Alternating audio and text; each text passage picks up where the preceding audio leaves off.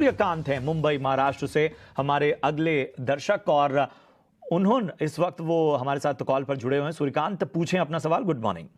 साहब, मेरे पास 780 शेयर मैंने आईपीओ में लिए थे आरवीएनएल के। ठीक है। 18 रुपए का भाव से। ठीक ठीक ठीक। तो सब मेरे पास 780 शेयर है आरवीएनएल के। मैंने 18 रुपए भाव से लिया था, आईपीओ में लगा था हमारे को। ठीक है, आपका कोई नजरिया? अरे यार, निकल जाइए इसके अंदर से।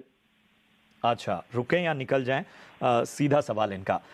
गौरांग सर, बताएं क्या करना चाहिए आरवीएनएल को? हालांकि रेल इंफ्रास्ट्रक्चर बाकी चीज़ों पे बहुत सारा काम हो रहा है, लेकिन स्टॉक को देखें तो थोड़ा सा बीच में हमें एक रफ्तार जो है इस पे ब्रेक लगती नजर आई थी। हालांकि अगर हम पिछले एक महीने का व्यू देखें तो लगभग 4.5% ये स्टॉक को ऊपर हो चुका है। 6 महीने में लगभग 70% ऊपर हो चुका है, और इन्होंने जिन लेवल पर लिया उससे तो बहुत ऊपर है, अच्छे खासे मुनाफे में है। बताएं। तो पहले तो दो चीज है यहाँ पर। एक तो 18 रुपए में 780 शेयर है इनके पास, और मौजूदा स्तर मेरे ख्याल से आरवीएनएल का, रेल विकास निगम लिमिटेड का 100 पर दाम चल रहा है। तो अगर आप प्रतिशत के हिसाब से मुनाफा देखें तो मेरे ख्याल से बहुत ही शानदार मुनाफा इनको हो रहा है, और 780 शेयर्स की संख्या है इनके पास। मैं एक राय ये दे सकता हूं कि ये चाहे तो उन्होंने जो आईपीओ में पूंजी लगाई थी 18 रुपए पर, उस पे 15% या 15%, 15 से 20% मुनाफा जोड़ दे आईपीओ का जो भाव था उससे, और वो जो भाव आता है उसके जो संख्या होती है शेयर की, उतने शेयर बेचते।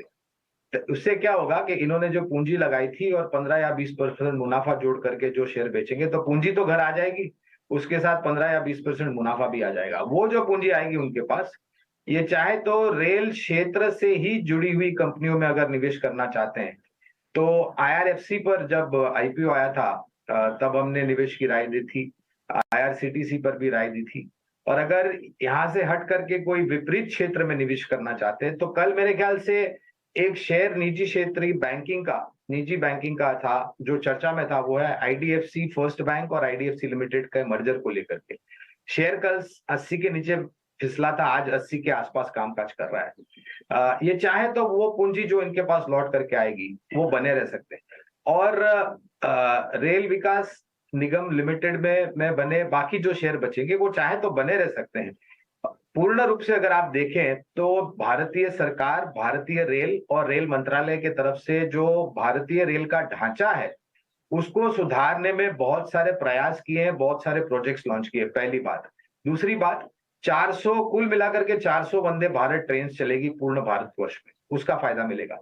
तीसरी बात, लॉजिस्टिक डेडिकेटेड फ्रेट कॉरिडोर्स ये बन रहे हैं, मॉडर्नाइजेशन ऑफ स्टेशन हो रहे हैं, नई तीव्र गति के एक्सप्रेस ट्रेन, सुपरफास्ट ट्रेन चलाने की बात करिए।